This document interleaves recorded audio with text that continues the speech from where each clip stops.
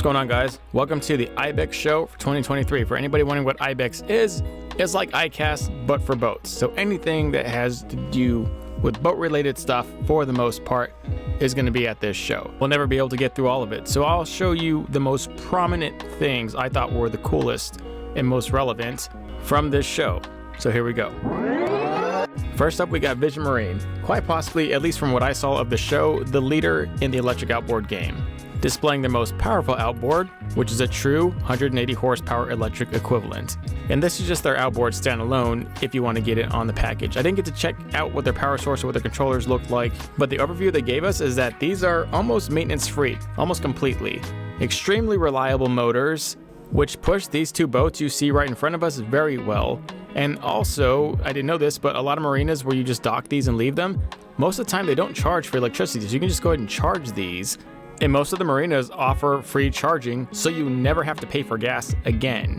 And for the maintenance and everything it takes to upkeep expensive outboards like these. Now, you won't be seeing any major fishing rigs like this with dual or triple or even quad 400 to 600 horsepower motors, but this is a really good start considering that is a perfect boat to go out in the sandbar. If you don't have to worry about a bunch of maintenance and upkeep, it's fantastic. And though they were the top electric outboard, they certainly weren't the only electric motor. There were tons of electric motors at this show. They're becoming more and more prevalent all the time. There was almost as many electric outboard sources as there were traditional outboard sources. For instance, check this thing out. The guy wasn't at the booth, so I couldn't really ask him what this motor is for, but it kind of looks like one of those drive motors you use to kind of park or troll really big boats. And the guy who was messing with the throttle back and forth here was simply amazed that there has to be no gear in or drive shaft, and how fast it can go from forward to reverse, and what that would actually do for somebody who's trying to park their boat inside a slip. I can also be completely wrong on what this motor's purpose is for, but I do agree it was pretty phenomenal to watch it do what it did. And though there was only a couple high-power electric outboards, there was no shortage of high-power electric stern drive motors. They were pretty insane. Some of them producing between 200 and 300 horsepower, which is a lot considering what they came from. But the more tried and true established market are the 1 to 9.9 horsepower equivalents. EPropulsion has been dominating that market, and there are a few up and coming competitors like this Ion. We've seen it float around in magazines. But what was really interesting was seeing Mercury's new spread. And we get to answer a lot of the questions that were made in the comments when we reviewed the 7.5E, which is my personal motor. They now have the 35E and the 20E. And they're a lot smaller than the 7.5E. That's because their proprietary batteries are external, not internal. But their motors on the bottom are definitely bigger than the 7.5. In my review of the 7.5E, everybody kind of slammed Mercury for using only proprietary batteries and not allowing any third-party options. So today we give the Merc rep a chance to make their case for why they made it this way. So the battery to the top left, that's a 7.5E battery, fits right inside the cowl. The battery on the bottom, that's a 50-pound battery for the 20 and 35E. And that box right there that he's got his hand on, that is the control box. It configures like so. Batteries into the control box, from the control box to the outboard. So one of these batteries will give those motors about an hour of runtime, plus or minus depending on the model. If you stack 4 of those, which the control box can take a total of 4 batteries, that's really close to 4 hours of runtime at full throttle. It's actually pretty good. I mean, that's 200 pounds of batteries, but the whole point that you can go between 1 or 2 or 3 batteries, however many you want to stack into the control box, is all right. It's a little bulky, but I'm guessing that this unit will be going in much larger boats that'll have the room, so the bulkiness is really not a problem.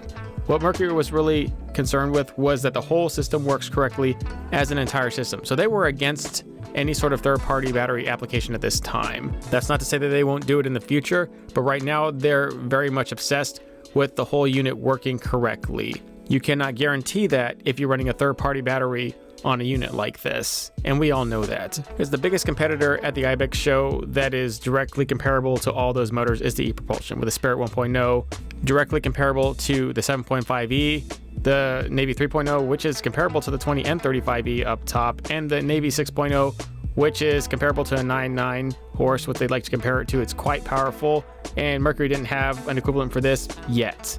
Not for 2023. And EPropulsion also has proprietary batteries and control systems for all these motors, but they also have the ability to link to other third-party batteries. So in our experience being the primary seller of these in the US, the third-party battery is not the problem, it's the quality of the third-party battery that is the issue if you're going to run into it with an outboard like this. But finding a quality lithium battery pack at 48 volts pair up to 96 volts, even for the 6.0, is much closer than you think. There were 16 battery venues here at the IBEX show, and we'll be going through a good bulk of those to show you the new advancements in lithium technology.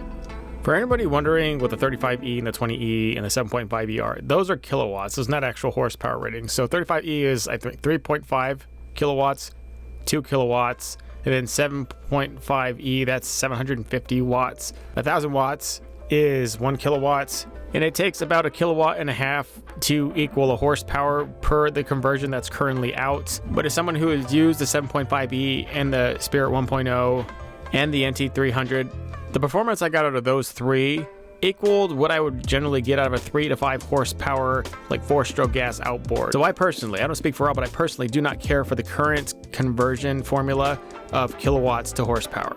It just doesn't equal it when you stick one of these on the back of a boat and you send it. What you can be guaranteed from either EPropulsion or Mercury is a fantastic working system, especially if you go all proprietary. There are a few honorable mentions that I didn't get the time to talk to the rep, but are still worth looking into, like this Acel 50. Their booth was pretty busy, so I definitely would check out what they got going on. They weren't afraid to take off a cowl and show off what they had going up underneath there.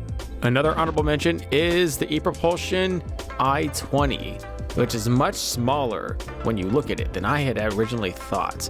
Not actually sure what the horsepower equivalent is supposed to be here, but this is supposed to be their brand new signature piece, and they have another one coming out in Fort Lauderdale here pretty soon. Stay tuned. Another honorable mention is this one, the Electrine 115. It was one of only 2 high-power electric outboards that were at the show. The other one was Vision Marine, but this one at 115 horse equivalent is a pretty good option if 180 is way too much for your boat. But clearly, Vision Marine stole the show with this thing, and then obviously at the beginning with their 2 boat models. Wish we could have gone on a test ride on one of those things, but hey, it is what it is. Stay tuned, guys. We have more videos coming out. Clearly, I could have recorded there and we could post videos for the next few months, but I'm going to try and target the coolest things that I thought at the show were the most prevalent, especially for our community. Thanks a lot, everyone. Good luck out there. Happy boating.